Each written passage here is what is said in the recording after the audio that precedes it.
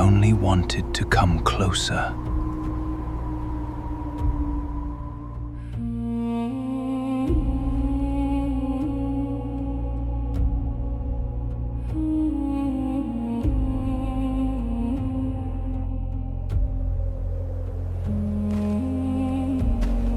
How long have we watched them?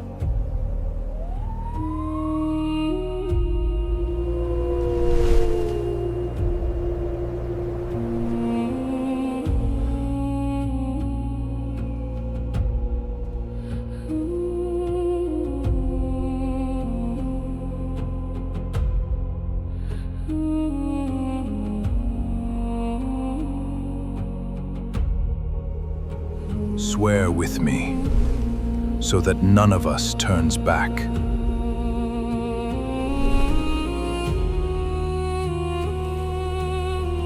We bind ourselves under this curse forever.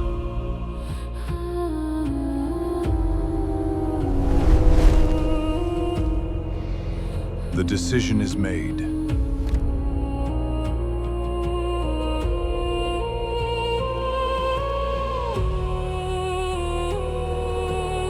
We swear this oath together.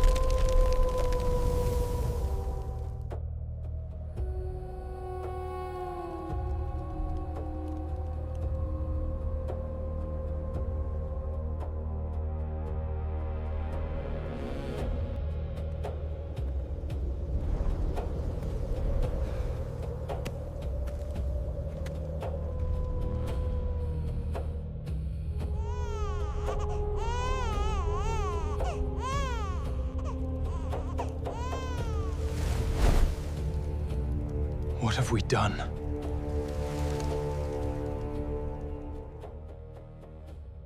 High on a mountain, where the wind ran thin and the stars hung close enough to touch, 200 figures stood in a ring of stone, and not one of them moved.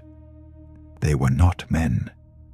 The cold that bit the rock did not bite them. The dark that swallowed the valleys below did not reach them. They had come down to the summit not to rest, but to decide, and the silence between them was the heaviest thing on that height. Their leader stood at the center.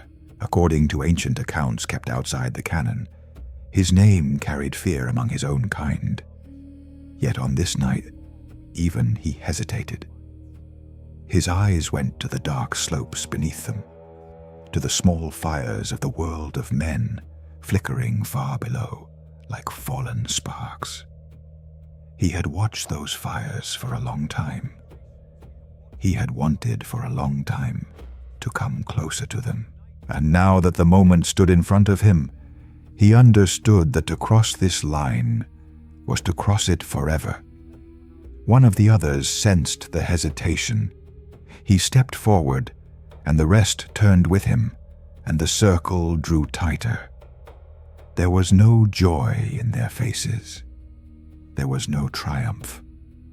There was only the grim, shared knowledge of beings who had measured the cost and chosen to pay it anyway. What bound them together that night was not ambition. It was fear. Each of them was afraid that if even one turned back, the rest would lose their nerve, and the descent would never happen. So they did the only thing that could hold cowards and the proud together in the same chain. They swore, not a vow of conquest, a vow of complicity. Each one placed himself under a curse, so that the guilt would be equal, so that no single one of them could ever claim he had been dragged into it against his will. They bound their own souls to one another, the way men bind their wrists before leaping into deep water together, so that none can swim back alone. The leader raised his hand last. The tradition remembers his words as a kind of dare and a kind of prayer at once. Swear with me, so that none of us turns back. And they swore. 200 voices, low and even, speaking the same oath into the thin air of the summit, and the mountain seemed to hold its breath beneath them. Something was being locked from the inside on that night, a door whose key would be thrown away. The figures did not yet move toward the valley. They did not yet reach for what they wanted.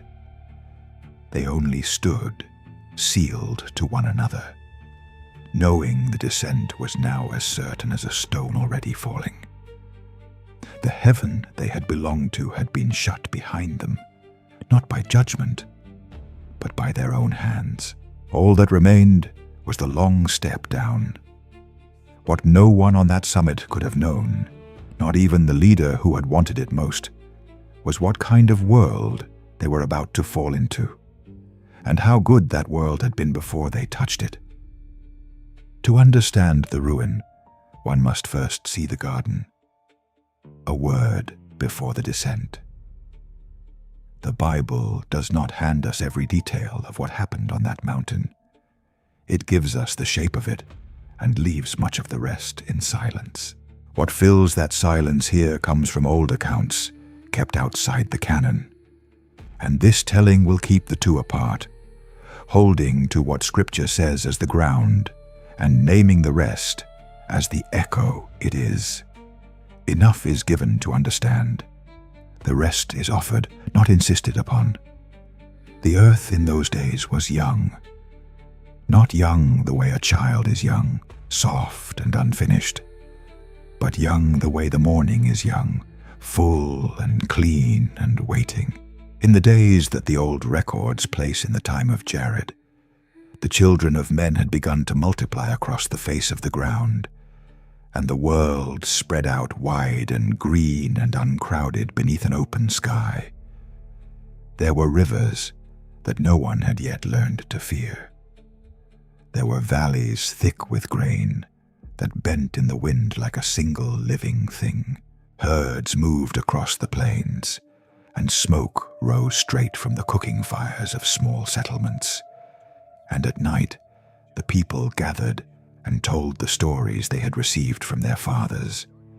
And the names of those fathers reached back, generation upon generation, toward a garden that no living man had seen, but every living man remembered. It was not a sinless world. Men quarreled and grieved and buried their dead. But it was an ordered world, and order is a kind of beauty.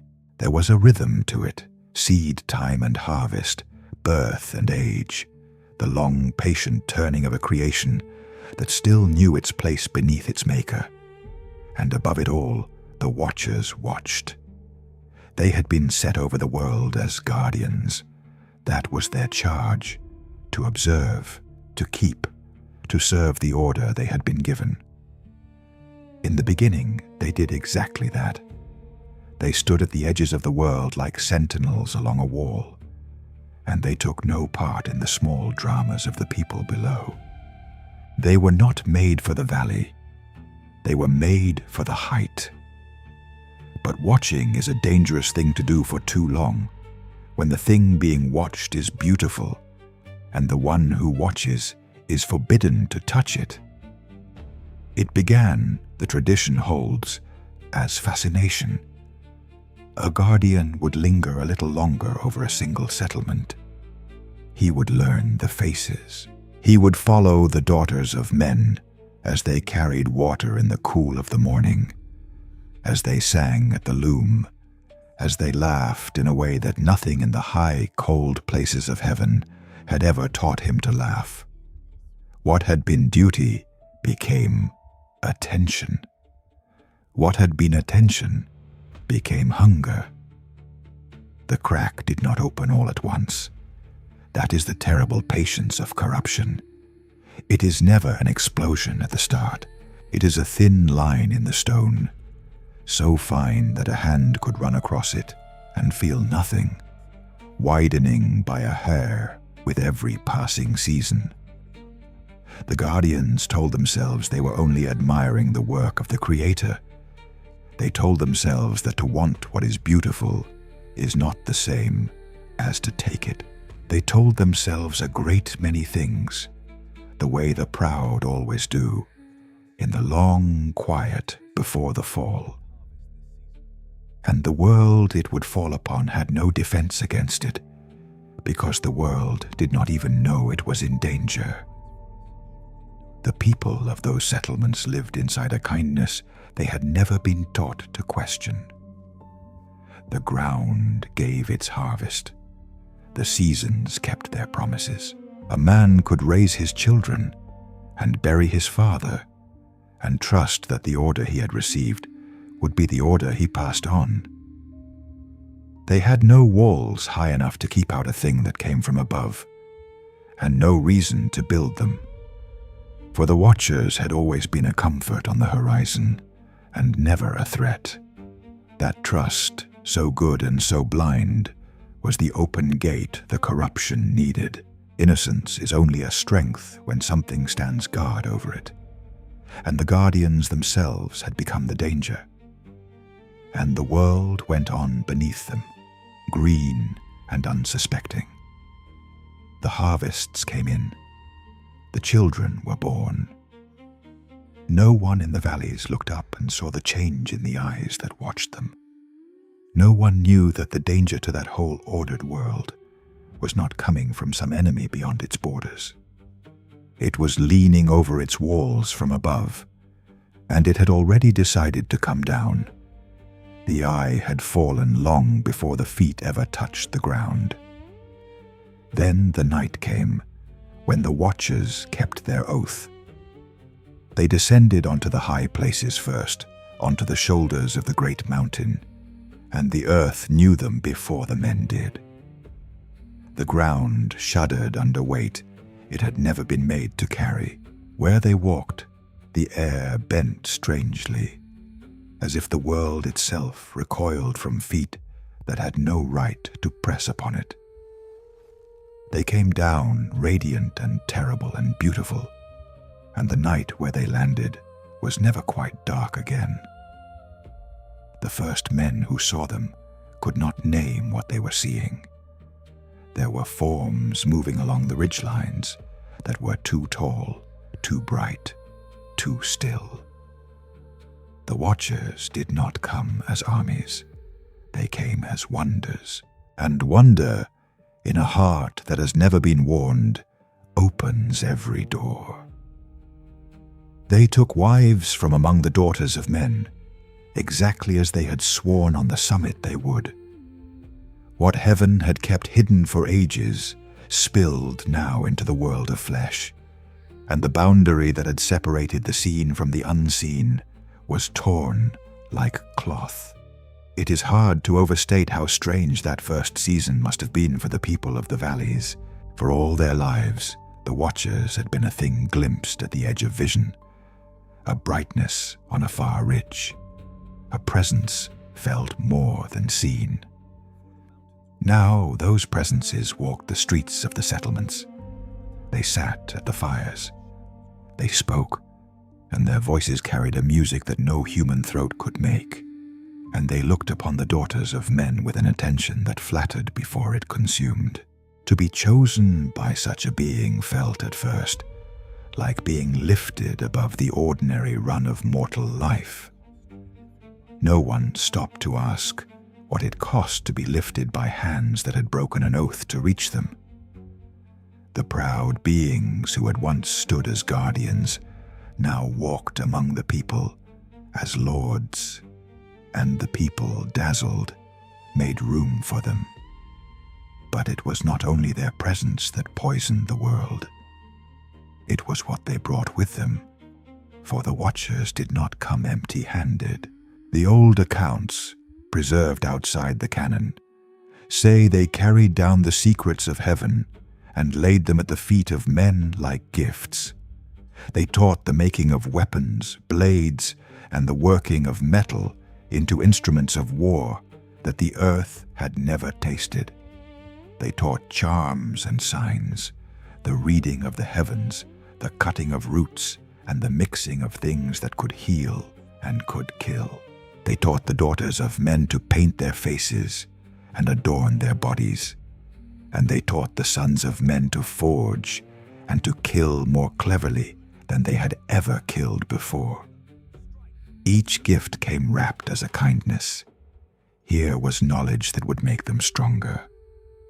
Here was beauty that would make them desired. Here was power that would make them safe. And the people received it all with open hands, never feeling the hook inside the bait, never asking why beings who had crossed an oath to reach them would offer them anything for free. This was the seduction at the heart of it, deeper than the union of bodies. It was the seduction of forbidden knowledge, the oldest temptation wearing a new and dazzling face. The Watchers did not have to force a single thing on humanity. They only had to offer and watch the people reach. The world changed quickly after that.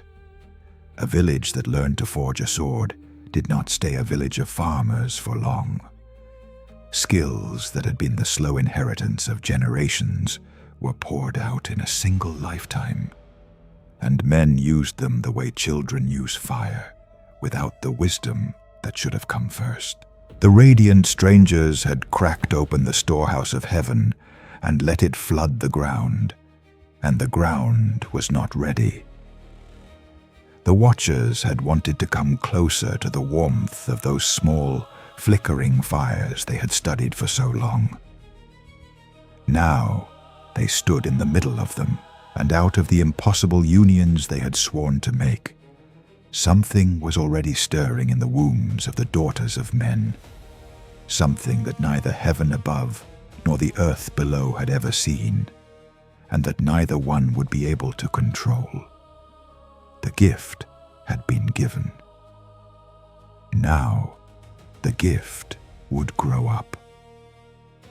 A generation passed, and the children of those unions came of age, and the world learned what it had welcomed.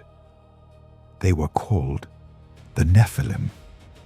They came up out of the daughters of men taller than any man had a right to be, broad as doorways, strong past all reckoning. Scripture itself remembers them. There were giants on the earth in those days, and also afterward, and they became the mighty men who were of old, men of renown. But renown, the old word warns, is not the same as goodness. A name can be great and still be a curse. At first, the people may have looked on these children with the same wonder they had given their fathers. They were magnificent to behold. They moved through the settlements like living towers, and where they walked, men felt small in a way that thrilled them before it frightened them. But the wonder did not last, because the hunger of the giants had no bottom. They ate. They ate the harvest of whole fields and were not filled. They ate the herds down to nothing and looked for more. The old accounts say that when the fruit of the ground and the flesh of the animals could no longer satisfy them, they turned upon the very people who had borne them and sheltered them. The strong consumed the weak. The thing the world had cradled grew up and began to devour the world. And there was no army that could stand against them. A man is no match for a creature twice his height and 10 times his strength. Villages emptied, fields went to ruin. The order that had once turned like a slow and faithful wheel, seed time and harvest, now turned only toward terror, because the only law left was the law of the largest fist. Daily life narrowed down to the size of a single question: whether a household would be noticed that day. Mothers kept their children indoors when the ground trembled with approaching footsteps. Old men learned the sound of a stronghold's hunting horn and the meaning of the silence that followed it. Whole settlements emptied their storehouses at the first demand and called themselves fortunate to keep their lives, and the next season they emptied them again. There was no court to appeal to and no army to call, because the strong had become the law, and the law had become appetite. A generation grew up knowing nothing of the open, unguarded world their grandfathers had farmed, knowing only the shadow of the walls and the weight of always being prey. What had begun as the secret teaching of heaven now stood revealed as open dominion. The giants did not whisper temptations into willing ears the way their fathers had. They did not need to. They simply took. They built their strongholds high, walls of stone raised over the bones of the people who had quarried them. And from those heights, they ruled the plains like gods who could be seen and touched and feared. And that was the deepest ruin of all. The people stopped crying out to the Creator they could not see and began to bow to the monsters they could. They raised altars, not to the one who had made the rivers and the grain, but to the towering things that ate the grain and damned the rivers. They brought sacrifices to keep the giants fed, and the giants pleased, and they called that survival. And in time, they called it worship. The Maker was being erased from the memory of his own creation. A child born in those final years might grow to manhood having never once heard the name of God spoken with reverence, having known only the shadow of the strongholds and the appetite of the lords who ruled from them. This is the quiet horror the record keeps returning to, that a world can forget its maker not in a single act of defiance, but in a slow surrender to whatever stands closest and shouts loudest. No one in those final years decided in one dramatic hour to abandon God. They simply gave their fear, day after day, to the thing in front of them, until the giant in the valley filled the whole sky of their imagination, and there was no room left in it for heaven. The strongholds did not have to forbid the worship of the Creator. They only had to make him seem small and far away, and appetite did the rest. The earth that had risen clean and green in the days of Jared was now a single vast wound, bleeding under the weight of what walked on it. And all of creation, the records say, began to groan. The ground that had been forced to drink so much blood, the beasts hunted near to nothing, the rivers fouled, the very air over the strongholds, all of it cried upward without words, a low and constant grief rising toward a heaven that had seemed, for a long and terrible while, to be silent.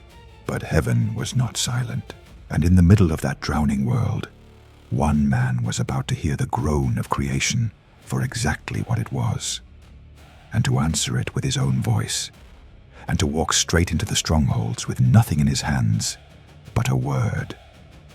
His name was Enoch. He was a man, only a man, in a world that had stopped respecting anything that could not crush it. He had no height to match the giants, no army at his back, no stronghold of his own. What he had was a habit the world had nearly forgotten. He walked with God. While the rest of humanity bowed lower and lower before the things that could be seen, Enoch lifted his eyes to the one who could not. And in that lifting, he became the most dangerous man alive. Power in that age had grown used to being unanswered. The fallen lord spoke, and the world obeyed. The giants reached, and the world gave. Into that long, unbroken silence of submission came a single voice that would not submit. And a voice that will not submit is a more frightening thing to tyranny than any army, because an army can be counted and met, while a conviction cannot be bought or frightened or fed. Enoch owned nothing the powers could take, and feared nothing they could threaten, and that made him, in a world ruled by appetite, completely beyond their reach. He went where no one else would go. He walked the roads between the strongholds, through cities ruled by the fallen lords and patrolled by their monstrous sons, and he did not lower his voice. He spoke of judgment. He told the people that the appetite they fed was not a god, but a verdict waiting to fall. That the radiant strangers who had come down were not saviors, but prisoners in waiting. That the Maker they had buried in their memory was alive and watching and was not pleased. He should have been killed for it. A single word against the giants was enough to end a man in those days. But the records say a strange protection went with Enoch, a weight that the fallen ones could feel and could not break, as though to lay a hand on him would be to touch the throne behind him. He walked through their cities the way a man walks through a storm that cannot reach him, and the powers of that age, for the first time in a long time, felt the cold of being watched from above, instead of being the watchers. And then heaven did something it had done for no one before. According to the ancient tradition preserved outside the canon, Enoch was taken up, lifted out of the world of the strongholds, and carried into the courts above. He saw what the people below had forgotten existed. He saw the books opened. He saw the record of every secret taught and every life consumed, laid bare before the throne. And he saw the sentence written there, names and deeds set down in fire, the future of the Watchers and their offspring already decided. When the fallen ones learned what he had seen, the proud beings who had sworn an oath on the summit were afraid for the first time since their descent. The tradition says they came to Enoch, the man they could have crushed, and begged him. They asked him to carry a petition upward for them, to plead for mercy, to ask that the sentence be softened, that some peace be left to them and to their children. And Enoch carried it. He went up again with the prayer of the fallen in his hands, and he laid their petition before the throne. The answer that came back was not cruelty. It was justice, and justice can be more final than cruelty ever is. The intercession was denied. The peace they begged for would not be given. The verdict, the tradition records, came back in words that left no door open. There will be no peace for you. Your children will perish.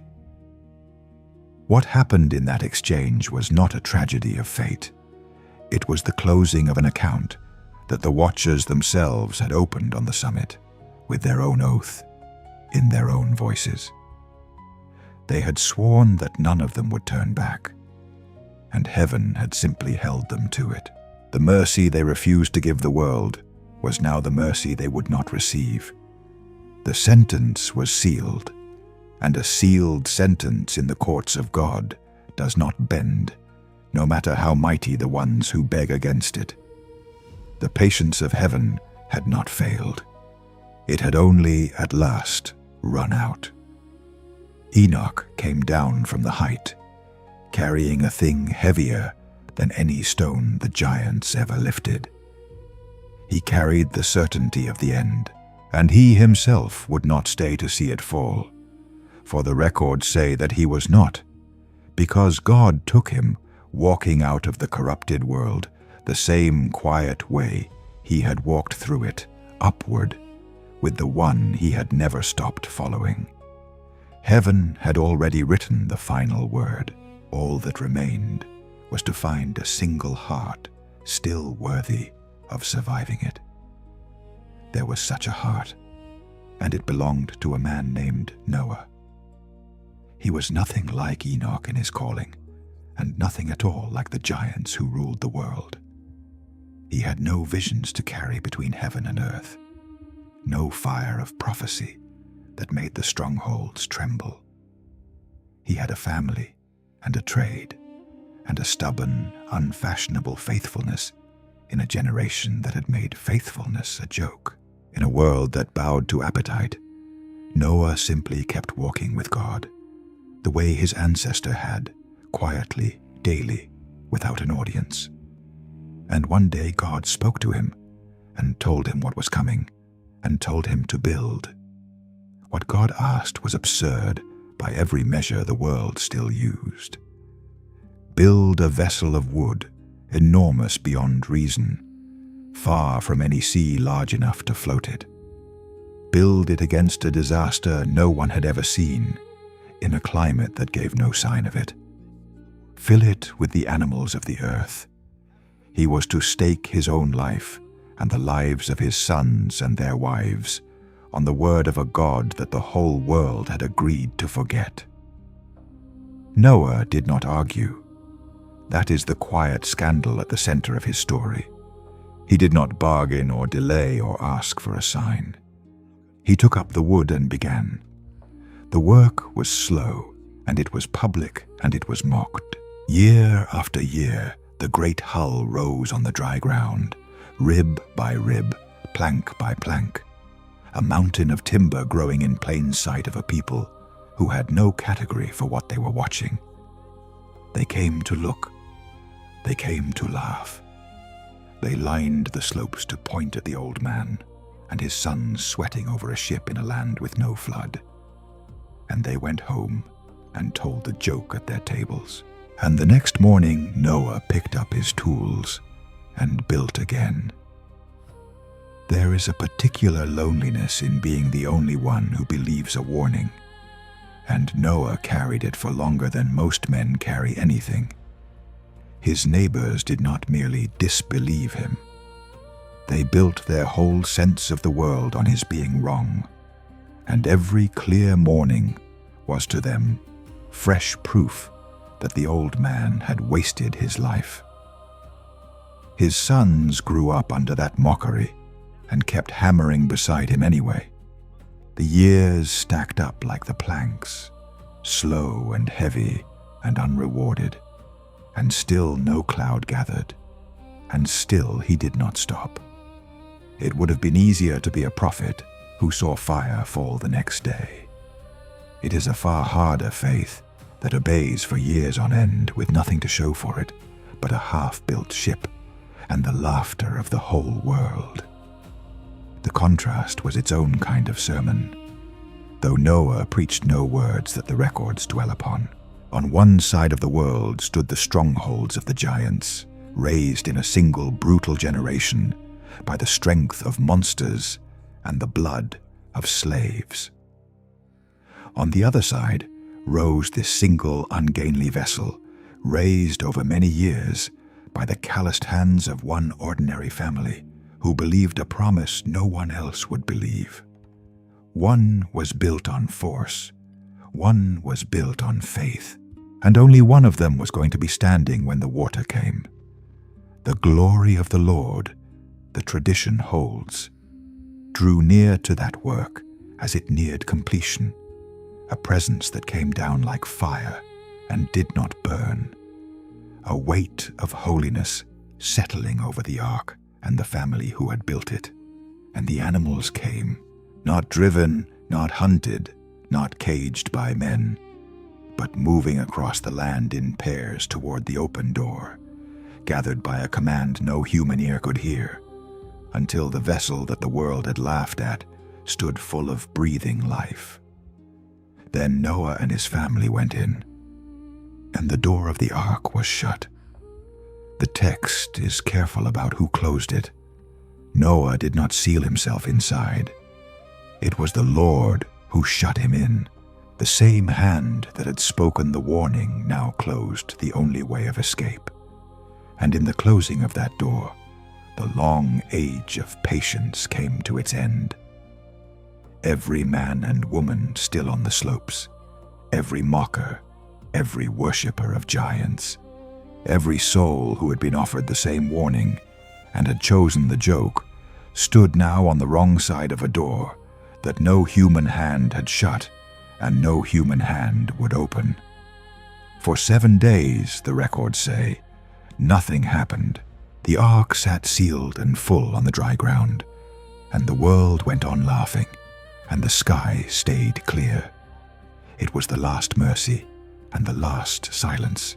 7 days in which the door stood closed, and the rain still had not come. 7 days for a world to feel, if it would, the weight of a verdict already inside it.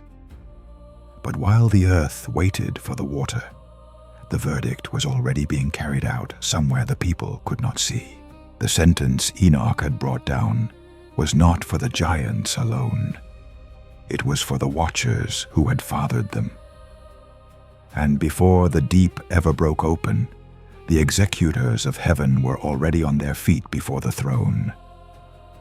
There were 4 of them, the old accounts say, 4 great messengers standing in the light of the throne, each given a charge, each sent down to close a part of the account that had been opened since the summit.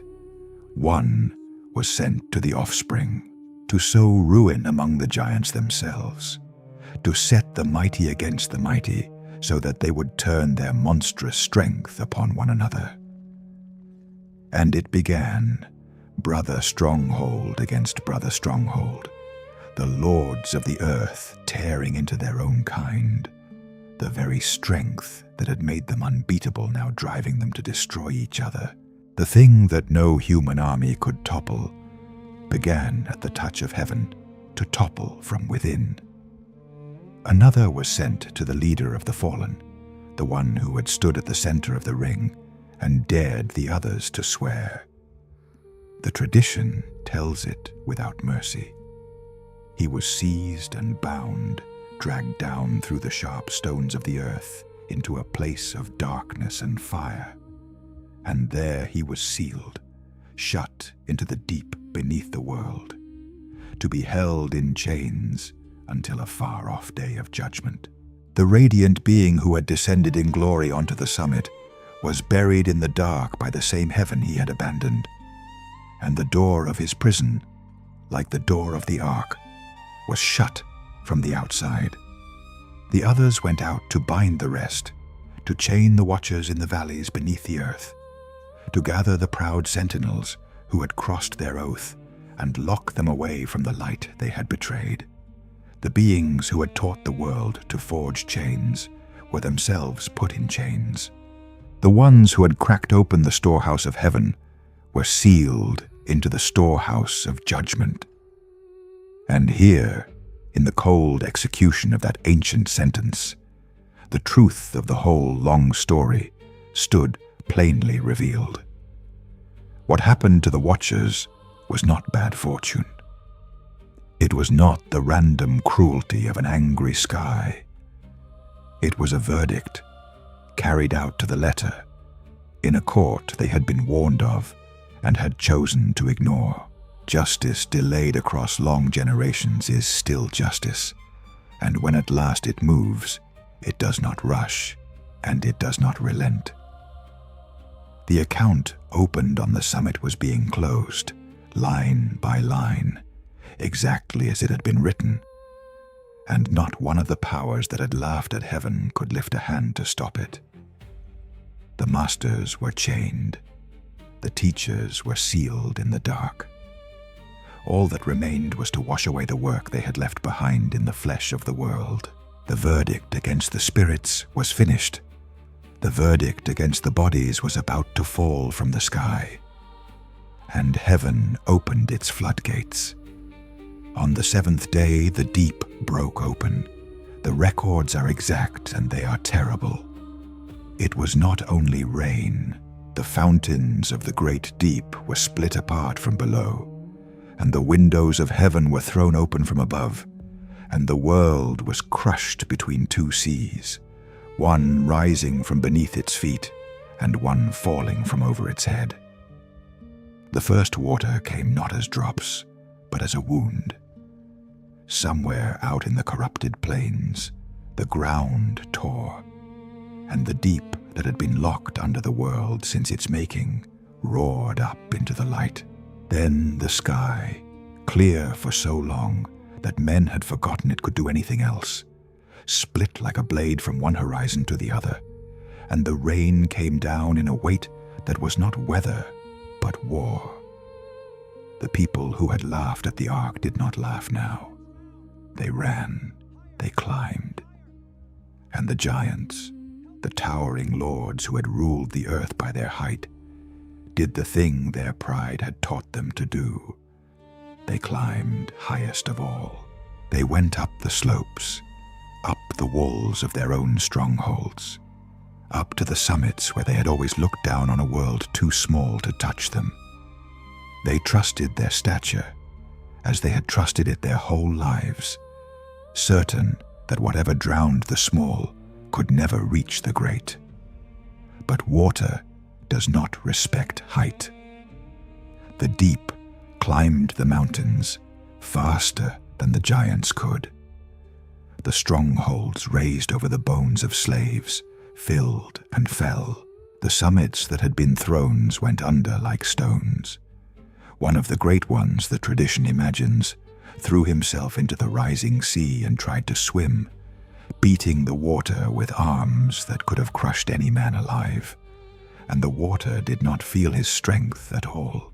A current took him the way a current takes a leaf, turned him, pulled him down, and the last of his pride went out in a mouthful of the deep.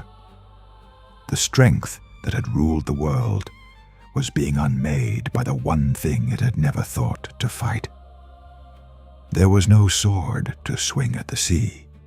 There was no wall high enough to keep it out. The appetite that had eaten the harvest, and the herds and the people, could not eat the water, and the height that had made the giants gods could not lift them above it. Everything that force had built, the flood took calmly, completely, with the terrible patience of a verdict that does not need to hurry, because nothing can outrun it. In the last hours, there were sounds against the hull that the family inside would never forget. Hands, fists, the voices of people who had laughed on the slopes only days before, climbing now to the one vessel that floated, pounding on wood they had mocked, begging for a door that the hand of God had already sealed. There was nothing the family could do. The time to come through the door had been the 7 silent days, and the 7 days were spent. The same mercy that had kept the door open for the long years of building had become, in a single closing, a wall that no one could cross. And then, one by one, the sounds against the hull stopped, and there was only the water and the rain and the deep voice of a world being unmade. And through it all, the ark rode.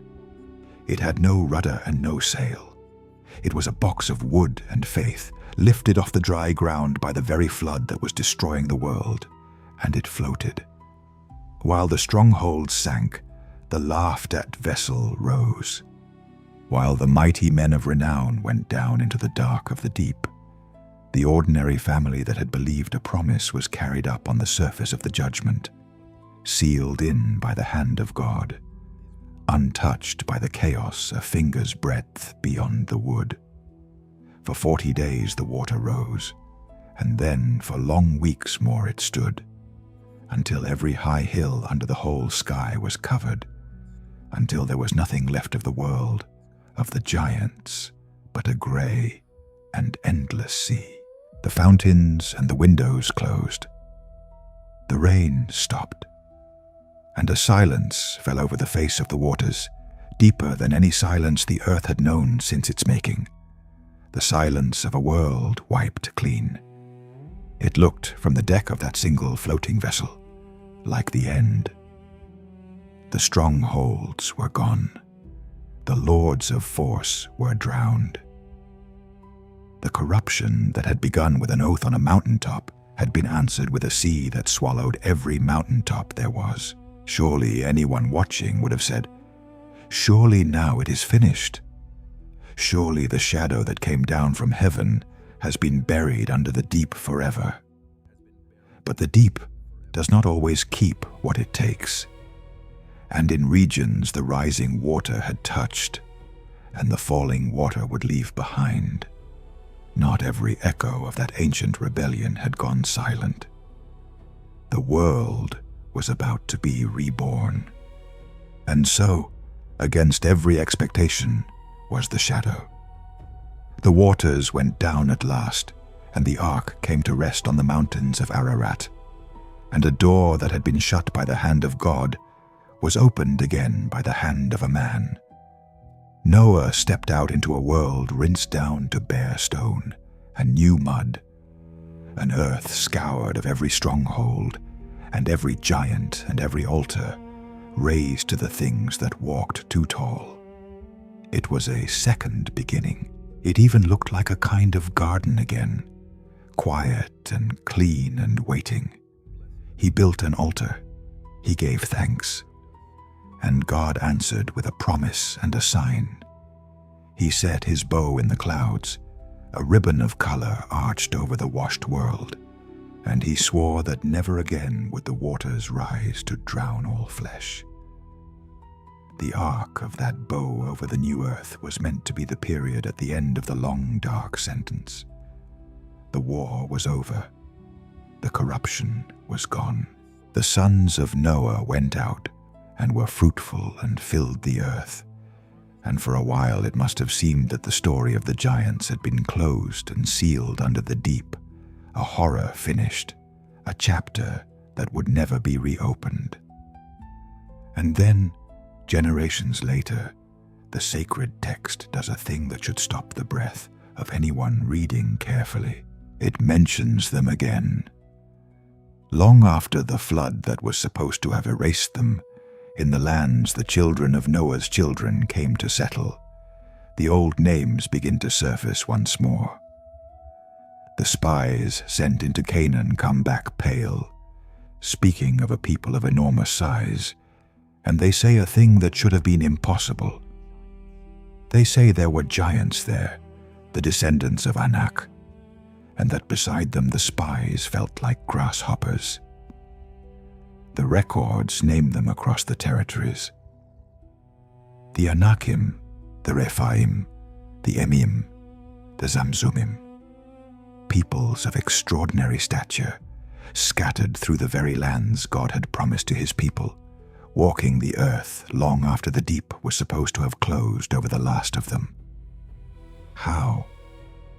The honest answer is that the text does not fully say, and it is not the place of any film to invent what the Maker chose to leave in shadow.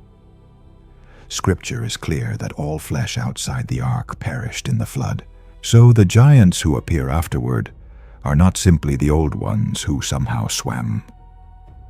To claim that their bloodline survived the waters biologically is to claim more than the text allows, and that claim should not be made. What can be said is only what the text leaves standing, an open and unsettling question. Perhaps it was a new corruption, an old pattern repeating itself in a new generation, the same rebellion finding new ground the way weeds find a burned field. Perhaps it was the long memory of an ancient terror, preserved in story and in fear, attaching a dreaded name to peoples of unusual size. Perhaps it was a lineage of remarkable stature passed down through the survivors, in a way the record does not pause to explain. The scripture does not resolve it, and so neither will this. What is certain is the unease the reappearance leaves behind, and that unease is part of the lesson. A reader who closes the flood expecting a clean and final ending is meant to feel the ground shift when the giants return, because the story is teaching something about the nature of evil itself. Corruption is not a single creature that can be drowned once and forgotten. It is a pattern, a hunger, a way that hearts turn from the unseen God toward the things they can grasp. And a pattern can survive any flood, because it lives in the will of every new generation that chooses it. The deep could bury the giants. It could not bury the thing that made giants possible. But the fact stands, and the fact is the point. The thing that the flood was supposed to have ended did not end. The shadow that the deep was supposed to have swallowed crossed the water somehow and stepped out onto the far shore. And here is the truth that reorders the entire story, the revelation that turns everything that came before into something other than what it seemed. The flood was not the climax. It was the middle, what looked, from the deck of the ark, like the end of the war was only the end of its first wave. The judgment of heaven had drowned the masters and washed away their strongholds, but it had not closed the account, because the corruption they began had learned how to outlive its makers. The deep took the giants of the old world.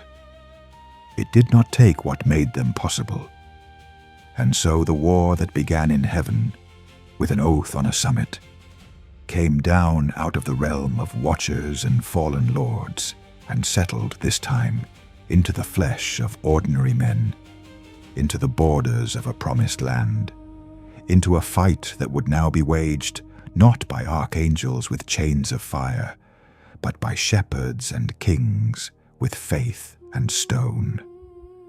The rainbow still arched over the world, but the shadow was walking the earth again, and this time heaven had already chosen a different kind of hand to bring it down. The last act of the war did not open in heaven. It opened in a valley, generations after the bow was set in the clouds, when the people God had separated for himself stood at the border of the promised land and found the old terror waiting for them there. The first to fall was a king. His name was Og, and he ruled the land of Bashan, and the record remembers him with a single, staggering detail: the size of his bed, a frame of iron longer than the tallest of men could lie. He was a living memory of the ancient horror, the last of a remnant of the Rephaim, a giant on a throne in an age that thought giants were a story. When Israel came to his border, the fear that had made the spies feel like grasshoppers rose up again, the old human reflex to measure the enemy and despair. But the people did not face Og the way the old world had faced the giants. They did not bow, and they did not bring sacrifices to keep him fed. They went forward in obedience to a word, and the giant king of Bashan fell, and his iron bed became a relic in a museum of dead terrors. The first great shadow of the second wave went down not before a stronger giant, but before a people who had learned to fear God more than they feared the things that could be seen. His fall was its own quiet sermon, though no one stopped to preach it. For ages the world had measured strength in iron and in height, and here was the proof of that measure. A king so large, his very bed frame became a wonder that men kept and pointed to long after he was gone. Yet all of it went down in a single campaign, not because Israel had grown into giants of their own, but because they had stopped doing the arithmetic of the old world. The spies a generation before had looked at such men and called themselves grasshoppers. Their children looked at the same horror and called instead on the name of God. And the giant who had ruled a country fell into the same dust as the smallest of his slaves. And then came the valley that the whole long story had been moving toward, the Valley of Elah. On one slope stood the armies of the Philistines, and out of their ranks, day after day, walked the last and loudest symbol of the ancient pride, Goliath of Gath. The record measures him because his size was his whole argument, and by the reckoning the text hands down he stood nearly 3 meters tall, armored in bronze that weighed more than some men, a spear like a weaver's beam, a champion bred from the lingering line of the giants of Gath. Twice a day he came down into the valley and threw the same challenge across it, and twice a day the armies of the living God stood frozen on their own slope, because every one of them was doing the arithmetic of the old world. He is bigger, he is stronger. We are grasshoppers. Nothing has changed, but something had walked down into the valley that the giant could not measure. A shepherd, a boy with no armor, who had refused the king's armor because it was not his, and he did not know it. He carried a staff and a sling, and 5 smooth stones taken from the brook. And underneath all of that, he carried the one thing the giant had never once faced in all his days of roaring across the valley. He carried the presence of the living God, and he was not afraid. The giant saw him coming and was insulted. A boy, a stick. He cursed, and he promised to feed the boy's flesh to the birds, and he leaned on the only thing he had ever trusted, his size. And the shepherd answered him across the closing distance with words that named the entire war in a single breath. You come with a sword, I come in the name of the Lord. There is a moment before the stone flew, when the whole valley seems to hold still. 2 slopes of frozen armies, 1 mountain of bronze and pride coming forward. 1 small running figure with his hand already swinging the sling, and between them, the question that had been waiting since the summit, since the oath, since the first watcher leaned over the wall of the world. Which is heavier, the force that men can see, or the faith they cannot? The stone flew. It struck. And the giant, who had darkened a valley for 40 days, fell forward like a rotted tree. All that height and bronze and arrogance, crashing into the dust before a shepherd who never even drew a sword. The thing the whole army had feared was, in the end, the thing most easily brought down, because all its strength had been built on a lie. The lie that height is the same as power, and that the unseen God could be ignored. And after Goliath came the rest. Under the reign of the shepherd who became a king, the last descendants of the giants in the land were brought down one by one, the final Rephaim falling before David and his men until the line that had haunted the promised land was spent. The cycle that had opened on the height of a mountain, with proud beings swearing an oath, closed at last on the floor of a valley, with a stone in the hand of a boy. Stone by stone, sword by sword, the shadow that had crossed the waters was finally erased from the earth. The bodies of the giants returned to the dust they had been so proud to tower over. Their names, once spoken in worship, became a warning whispered to children, and the memory of that ancient rebellion remained, not as a power any longer, but as a shadow over the world. A reminder of what happens when the seen is worshipped and the unseen is forgotten, lingering until the final day when every shadow will be judged for good. The oath sworn on the top of a mountain had ended on the ground of a valley, and there, in the place where the smallest of stones proved heavier than the largest of giants, the long war that had begun with a fall from heaven was finally fully over. Think for a moment about that stone, not about the giant. The giant was the easy part. Think about the stone, the smallest thing in the valley that day, the thing a man could close his fist around, the thing that brought down everything that pride had spent generations building. The whole story, from the summit to the flood to the valley, comes down to that single truth carried in a shepherd's hand. The shadow that crossed the waters, that survived the deep, that no army and no king could face, was undone the moment one small life trusted the living God more than it feared the thing in front of it. The watchers could not save themselves. The giants could not save themselves.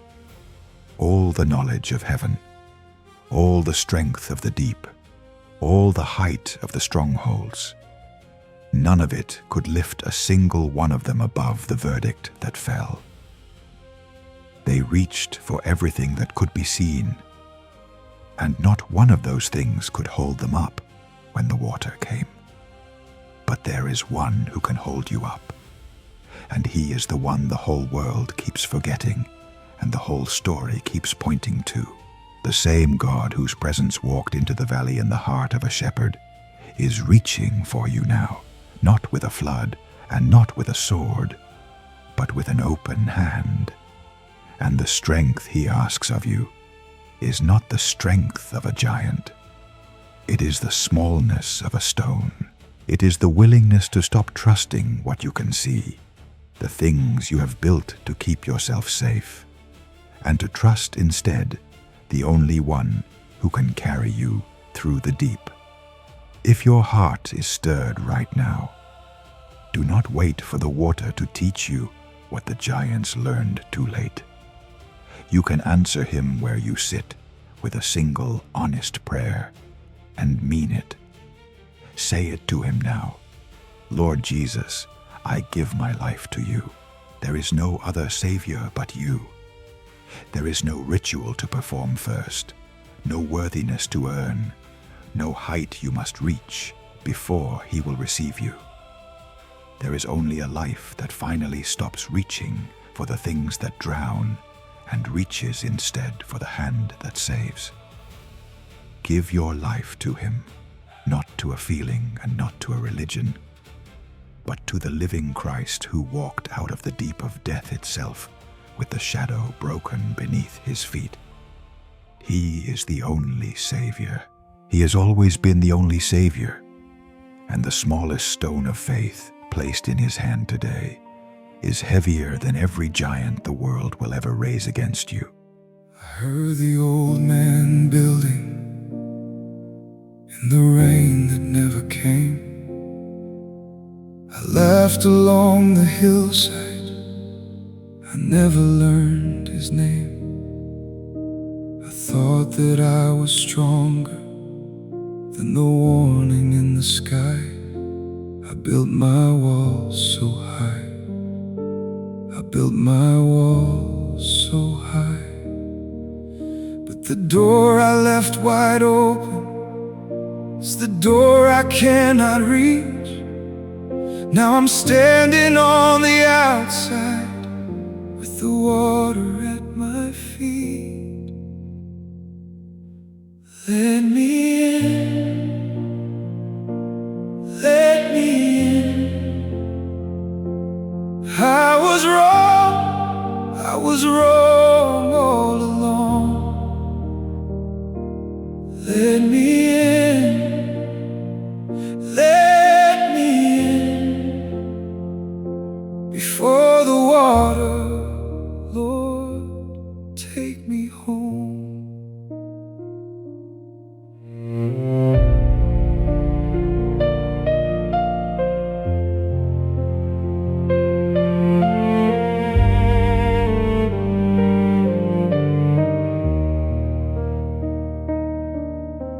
I bowed to every giant that could hold me in its hand. I forgot the one who made me, I forgot the one who can. And every God I carried, every stone I called my own, could not hold me when I fell, could not hold me on my own. If you still hear the breaking, if mercy's still awake, I am not too far, I am not too lost for the love I can't escape.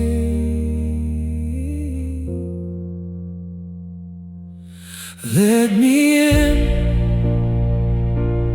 let me in. I was wrong all along. Let me in, let me in. Before the water, Lord, take me home.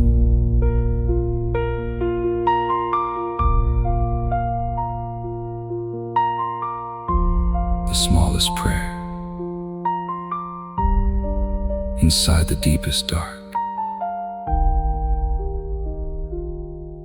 I should have come before the rain. Take me home.